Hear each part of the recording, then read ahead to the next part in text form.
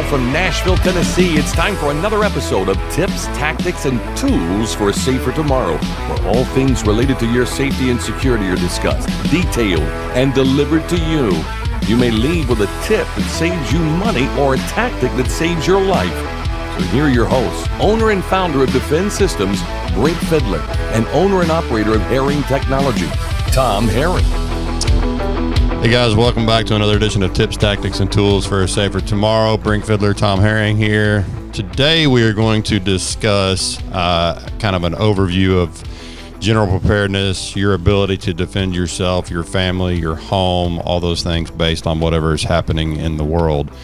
With us today, I am proud to welcome Adam McIntyre. Adam is retired from 5th Special Forces Group out of Fort Campbell. He retired from the Army after 20 years. He spent 15 of that in special operations. He has conducted 14 combat deployments. He even taught at the military freefall school for 4 years. So he literally taught people how to skydive out of a perfectly good airplane a whole lot of times. Matter of fact, so many times that he quit counting at 2,000 jumps, because I don't blame him, because why would you keep counting at 2,000 jumps out of an airplane? But Adam actually found us because his wife is a teacher, and a few years ago went through some, well, and lately as well, but a few years ago went through some really crappy active shooter training. Came home and talked about it. Adam was recovering from some surgery, did some research, found our company, and actually has listened to several of our episodes, Tom. So he's one of our avid. I mean, you know, the man was bored and stuck at home when he was listening to that many episodes of our podcast. But I love that he did, and he reached out to us that way, and we eventually got connected, and he came on board with us full time in May of this year. So welcome, Adam McIntyre. Thanks for having me. Of course. Absolutely.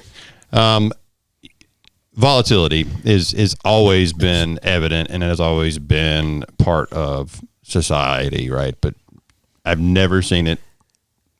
I've never seen so much volatility just in society. I mean, people are literally getting shot for honking their horn at people, and there's a lot of reasons for this, and obviously the division in America currently with the political landscape is a huge part of it. But another theory I have, and I don't have any scientific documentation to back this up, but I think in a post-COVID world, so pre-COVID, let's talk about we were more likely to help our neighbor, like do things for them, all that. But if you remember COVID, when the store shelves started emptying and things started happening, everybody's brain shifted to I've got to take care of my family.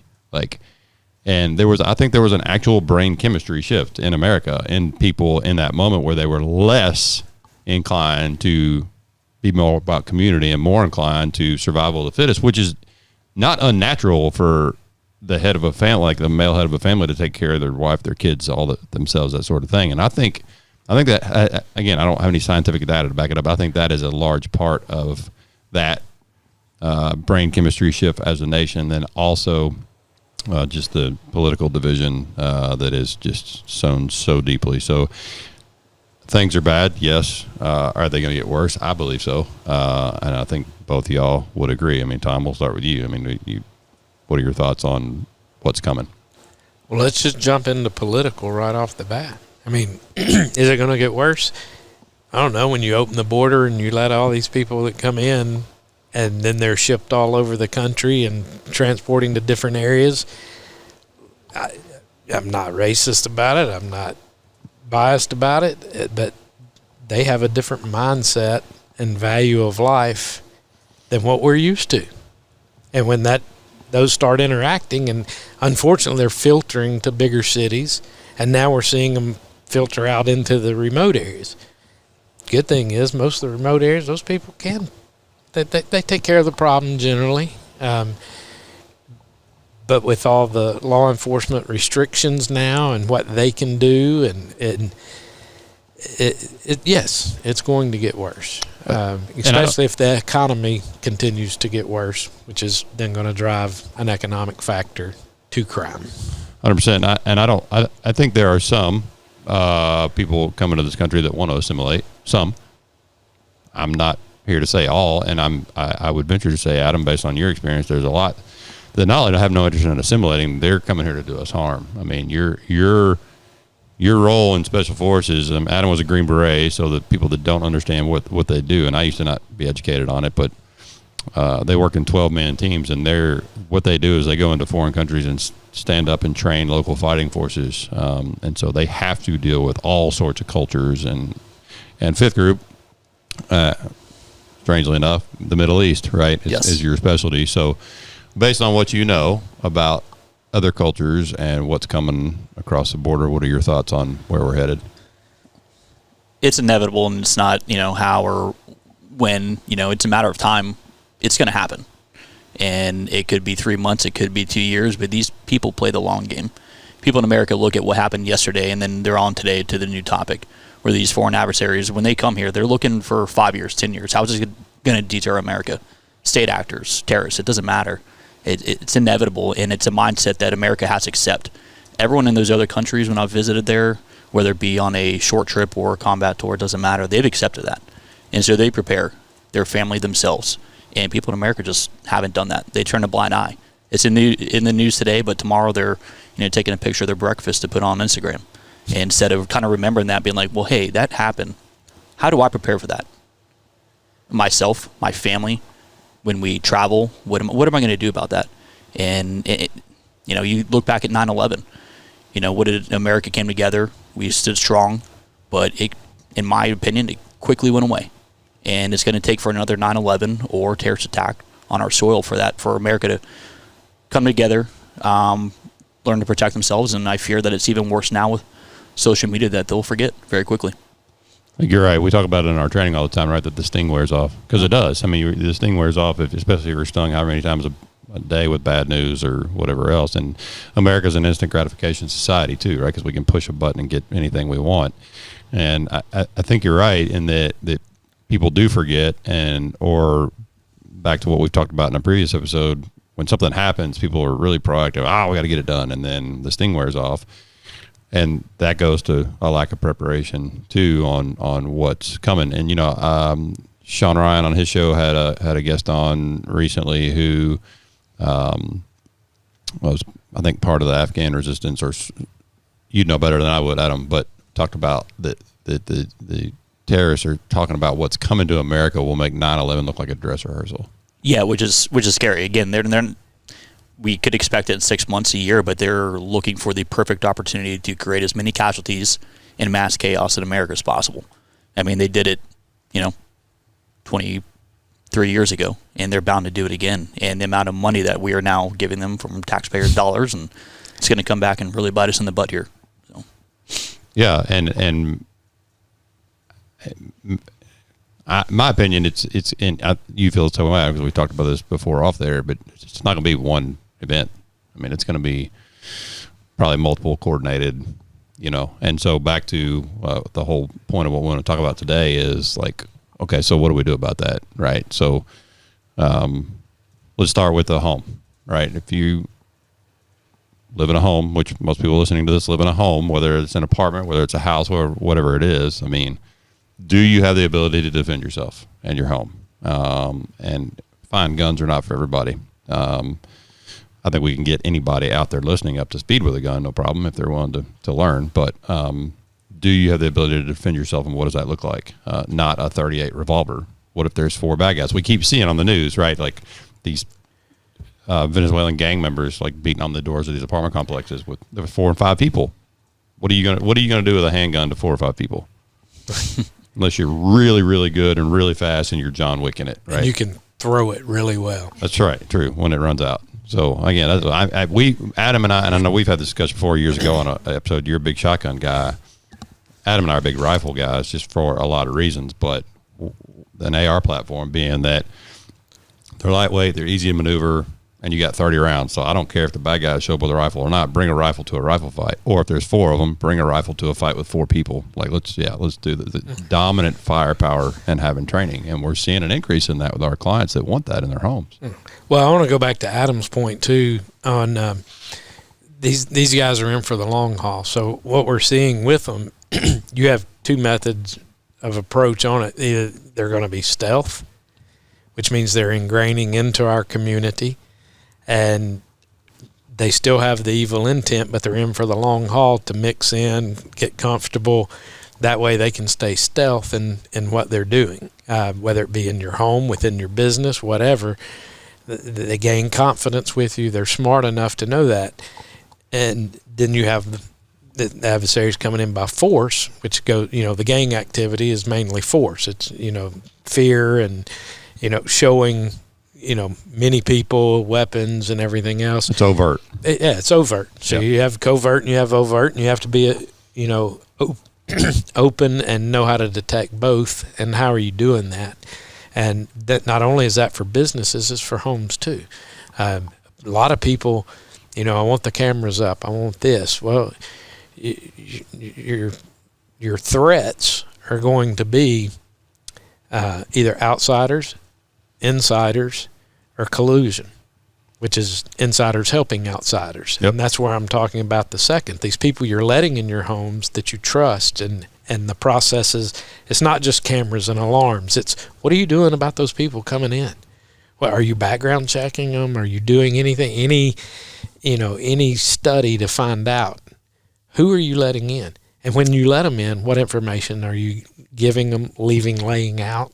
I mean, we see this a lot of times. So I do want to, hopefully we'll break this up in the forced and the covert coming in as well.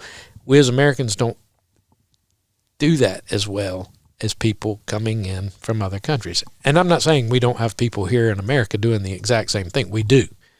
But a lot of times with Americans, we have the mentality that we're Americans, we're the best. So when we go overseas, we expect them to speak our language, and it just doesn't go very well. I mean, Adam can tell you. I know missions that he's been of. Our egotistical mentality sometimes is a big hindrance, and when they come here, we don't want to learn the language to be able to talk to them, and just knowing little bits to know what they're talking about while you're around. Are they sitting there planning this? Who else is coming into your property with it? You pick that stuff up. So got to be smarter. I think everybody wants to make it someone else's problem, and I saw a video literally today, an undercover video where a guy was playing the role of an undocumented immigrant. And he went into a particular hotel that's known for processing these folks, talked to this guy in a foreign language, told him he had no papers, no documents, no ID, no nothing. And the supervisor said, well, register him. So they registered him, gave him a piece of paper identifying him. He just literally made up his name, date of birth, and all that. And they said, do you want to stay here in New York, or do you have family somewhere else? We'll fly you wherever. So literally undocumented, no ID whatsoever, and they're willing to not only create a document for him, but put him on an airplane in this country. This was, I saw it today. And FEMA give him cash to go with it too. So I think we're not trying to be alarmist, but people need to understand, like, this is what we're up against. And I think most people have their head in the sand and don't realize this is what we're up against. So what are you doing, right? So what are you doing to defend yourself, your home, your family, attack on the electrical grid, whatever it is? I mean, and we're not going to get too off in the weeds with that today, but I mean, Adam, you brought up traveling. So when you travel, are you taking enough stuff with you to, everybody thinks about home, right, and defending their home, but what about people going on vacation? People so not just from a force standpoint, but a medical standpoint, all those things. I mean, I guess that's where you were going with the travel thing, right? Yeah, anywhere I go with my family, I'm going to look up the area crime rate, and it takes 5 minutes. It doesn't take long. If I'm going down to, let's say, Central Florida, go to Disney World, and we're going to get an Airbnb in said neighborhood. Well, I'm going to look up that neighborhood, and I'm going to look up statistics in just 5 minutes. Everyone sits on their phone to look at social media and other things, but take accountability for yourself and your family before you travel. Like, don't put them in harm's way. That's your responsibility as the parent, the guardian, traveling with your family. It takes 5 minutes. And then, what are we packing? Are we packing just one IFAC or two? Individual first aid kit. What? IFAC. So, yeah. I was just about to translate. Individual first aid kit. So having a tourniquet in there, combat gauze, pressure dressings, just to, what if something does happen? Are you prepared for that? Do you know how to use it too? And we see a ton of people buy tons of gear, but can't use it. No, whether that's optics and lights and lasers and medical gear and all the things. And that's great. You're nice and Gucci cool, but Yeah. you know, you can have the most tricked out rifle on the planet. And I could throw Adam an AK-47 with a bunch of sand in it, and he can kill you like no problem because of tactics and training and all the things. So, I think from a lack of assimilation standpoint that Tom was talking about, a lot of these people come in here mean to do us harm. Not all, but you know, Venezuela literally emptied their prisons, and they sent us all their murderers and rapists, and here you go. They're just dumping them across the border. So those people, again, it's not everybody coming here, but I don't care if it's 1%. It's like God love him, Phil Valentine used to talk about, like, okay, if somebody handed you a bowl of Skittles and they said, okay, there's one poisonous Skittle in here, but the rest of them are fine, are you going to eat a Skittle? Hell no. Like, of course not, right? So that doesn't mean it spoils the whole bowl, but why take the risk? And you know, I think from a preparation standpoint, and it's number one, it's mentality. Number two, it's having good equipment to be able to do whatever you need to do to defend yourself, your family, fix them. You corrected me the other day that I said shoot, move, communicate, and you said now it's medicate too. Now, granted, I was never in the military, but it's shoot, move, communicate, and medicate. So, okay, that's great. And we're not saying everybody has to go out and put together these massive blowout kits and have 16 rifles in their truck and all those things. But do you need to think about, like, if the worst happens, now what? You know, I mean, think about just an attack on our electrical grid. People are like, well, I mean, so we lose power. Okay. I mean, think about it for a sustained amount of time. And there are places in North Carolina that get power back for over 2 weeks. Well, we have water. Well, if the electrical grid's down, your water's not going to work. Those things come from a pumping station. Like, that's not going to be pumping if there's no electrical power. Yeah, so Greenville, Tennessee. I mean, it wiped out the entire pumping station for the town. There's water there, but no way to get it to the homes. And people are like, well, I have water purification. That's great. Do you have a way to transport water? I mean, you're going to go down to the river and throw some tabs in there real quick and swim. I mean, people just need to at least start thinking about it, regardless of how many steps you take. Step one is mindset. I mean, I think Adam would agree, especially with your background. Step one is mindset. I mean, I in understanding, I guess you got a lot of experience with people in the Middle East that want to do us harm, like tons of experience with that. What do you think the most important thing people should know about that is that you think they don't understand? Because I know, and we've had discussions around this. People just don't know, and they don't take time to get educated. You do know because it was your life. So what do you think is the most important thing people should know about that? I mean, it goes back to the mindset thing. You have to accept that there are people out there that want to do harm. And, you know, going into these Venezuelan gangs, like, did it take 4 years for them to get to Colorado? Did it, you know, the borders are open for 4 years, allowing them to do reconnaissance and develop soft targets. So those apartment complexes they went to, they weren't just random. Sure. They were targeted out. They were relayed back to maybe Venezuela and through, you know, all the chains that, you know, came up through the border. You know, now they have these apartments. Now they have these locations where now they can plan for further operations. And we have to accept that. You have to accept it before you can do anything else. If you're naive to it, you don't have the mindset for this. And you have to accept it and be prepared and start planning for it now, because people are going to be reactive here in, let's say, 90 days potentially, when things could get a little chaotic. So you have to accept that there are people out there that want to do bad things. And Tom kind of hinted on it. Here in America, we live in our bubble. You live in your bubble, and it's never going to happen to me. I'm never going to be in that situation. Maybe not. Statistically speaking, probably not.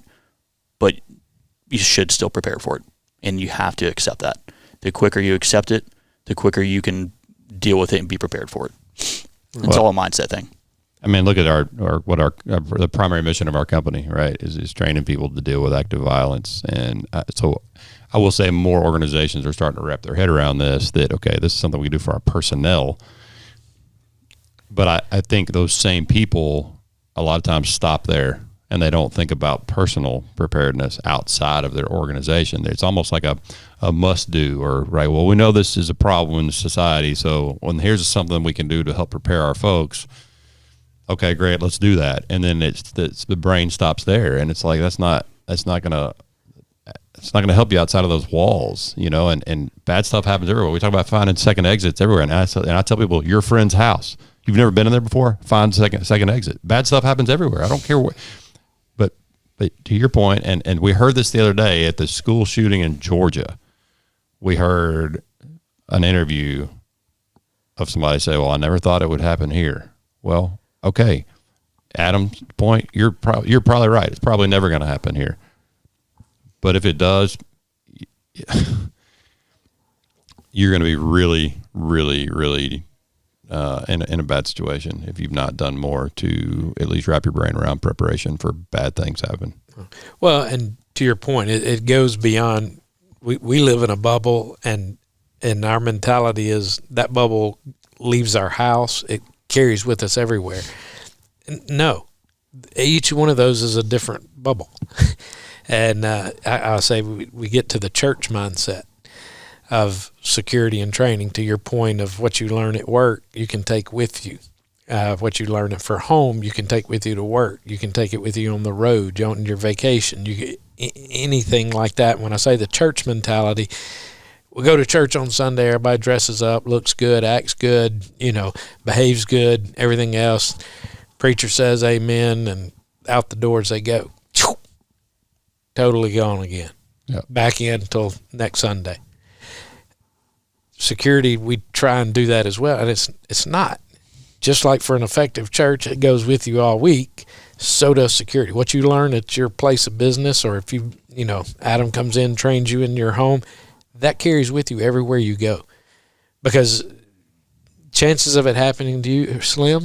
Yes, depending on your circumstances. But the chances of you happening to come up on a wreck or something happening just out on the street or whatever, you now have that, and you're equipped to be a participant and help in that, whether it be your life or somebody else's. Or, God forbid, your own child, your own family member. I mean, bad stuff, back to your point, bad stuff happens everywhere. Absolutely. And we've seen a really significant uptick in people that are hiring us to come in and consult on residential security. And initially they call because they want to make their home stronger and safer. And then once we get to talking to them about their ability to defend it, they realize there's a huge missing piece, but then they jump on the training too. I mean, we go from everything from advising them on like firearm purchasing, like what does that look like? What do I need? What do I not need? What do I need to waste money on? What do I not? How do I do this in my home? Medical training in their home, not just trauma, but AEDs, all the things. Because we have clients that literally have AEDs in their home, don't know how to use them. Got clients with multiple AEDs in their home, and all the pads are expired, and they've never had training on them. So I think people want, not all. I think a lot of people want this information. They just haven't prioritized it, right? Once we start having those conversations with them, or once there's a precipitating event, then it becomes a conversation. But that's obviously not the last. Well, maybe that's the last time you want to be thinking about it. To be honest with you, is like not after an event. Again, I'm not trying to turn all of America into atoms. I mean, that'd be great, but like they're not going to do that. They're not going to go through that level, and they couldn't anyway. I mean, the process for Special Forces selection is just insane. I heard more about it on our last road trip. That's certainly not for everybody, but there are things that everyone can do to better prepare themselves for bad things happening without having to spend a ton of money on equipment and training. And I'm just saying, I think people need to be doing that sooner than later. Couldn't agree more. Yeah, and there's a process to it. When we talk about, we'll get the homeowner that calls and says, the company doing my technology in my house is putting cameras everywhere for me. Oh, okay. What are you going to do with them? What are they there for? I mean, when we look at a system and you're going to walk through it, you're going to say you have detection, then you want to create a delay to the response. What is that response? Is it you have to decide that even as a homeowner in your own home. 100%. Just had this conversation 2 days ago. Yeah. And the detection, we put in cameras. Okay, you put in cameras at your front door that is 80% glass, and you were sitting within plain sight of it, obviously not anywhere near a firearm, a stick, or anything. you have no delay from your detection. So placement of cameras is more important than the camera to set. Everybody's like, well, I need these high-end cameras. I got AI, I got da. A cheap camera can detect at a far distance. The placement is much more important than technology. Yeah, and we can all get in any building in America that we want to, right? How long is it going to take us, right? I mean, that's the thing. So to your point, having a smart plan around that. What does that look like if they do make it in? Now what? What's the best way to defend my floor plan based on the layout and all the things? But are your cameras proactive? Are you doing things to delay forced entry? Are you doing things that scream, "Hey, pick my neighbor's house. You don't want to come here"? That's the deterrent factor. Well, 100%. Your other home, we'll call it your vacation home. I mean, we recently had this conversation where like everybody in town knows like that's the property you don't pull in the driveway. Because there's like 8 million lights and bells and whistles and cameras and technology going off. Well, okay. So what message are we sending to criminals of opportunity? Not just like the really bad guys, but like just regular criminals of opportunity. Like some of these illegal immigrants that may not intend to come here and do harm, but they have no money. They have no resources. You don't think they're going to break into your home and steal your stuff to survive and feed their own children? Well, of course they are. And if they encounter you, so what are you doing for a visual deterrent just of all those things? Not just cameras, right? I mean, there's a lot more to it than that. Well, I want to make sure something's clear. When you're doing the deterrent factor, as you mentioned at my vacation home, generally that is going to deter, and that particular adversary is not coming because of that deterrent. Because you have all of that, you also are increasing the thought process of what do they protect? What's in there? So when you have an adversary that comes in, it's not going to be stealth. It's not going to be slow. It's going to be forced. Yep. And so if the greater deterrent you create, you also better be ready, because if it does happen, they're coming with force. And but we have a client your reaction like that. Plan for that? Right. We have a client that high value kidnap target, and we said no known threats. Okay, fine. But if somebody shows up out there, it's going to be a group of professionals. Correct. So, do we have the ability to protect ourselves from those professionals? Do we have the ability to buy time? Do we have the ability to get out? Do we have the ability to engage in a gunfight? Whatever it takes to defend that home and that family, I think the answer is yes. And we did a lot out there that has to do with detection, right? And buying time, maybe not stopping the whole thing from happening, but buying time to, again, delay, right? Yeah. Give yourself time to put up a counter assault, evacuate, whatever that is. But have you done it? And I think the answer for a lot of people is no. I think most homes in America, we could walk up and kick the door in right now. Yeah. And the detection piece is, most of them are unlocked. Yeah. I mean, but the detection piece is generally where people start and stop. Yep. It's never a thought of what is my response? Does it create that delay? And that's where Adam comes in with training and teaching. As you said earlier, everybody may not be ready for a gun. Well, you better have a dadgum good place to hide until a response gets there. The response may not come from within. It may come from without. I mean, from outside. Law enforcement, neighbors, whoever, hopefully there will be a response, but that time is increased then, which your delay must be longer. And you have to do you have to do that. When you go on vacation, and as you said, you search the area according to where you stay. Do you know how far it is to the nearest hospital? Do you even look to see where the hospital is near you in case something happens while you're going and you just have to get there from a medical emergency? Yep. Well, I think it's all, again, back to kind of close things out here. I think it all begins with mindset, and it really ends with mindset as well, because the mindset's going to get you started, but mindset is also going to keep you up to speed on your training, on your skills, on your ability to respond, on your equipment, all those things. It's a consistent mindset. So it can't just start with mindset. The mindset has to be maintained. And I think unfortunately, it's going to take a lot of society, an event happening to change their mindset, which is unfortunate, but that's usually the way we see it, is people are reactive. So anyway, thank you guys for listening to this edition of Tips, Tactics, and Tools for a Safer Tomorrow. We appreciate everybody listening. If you have questions, comments, or guest ideas, please reach out to us at info@tipstacticstools.com.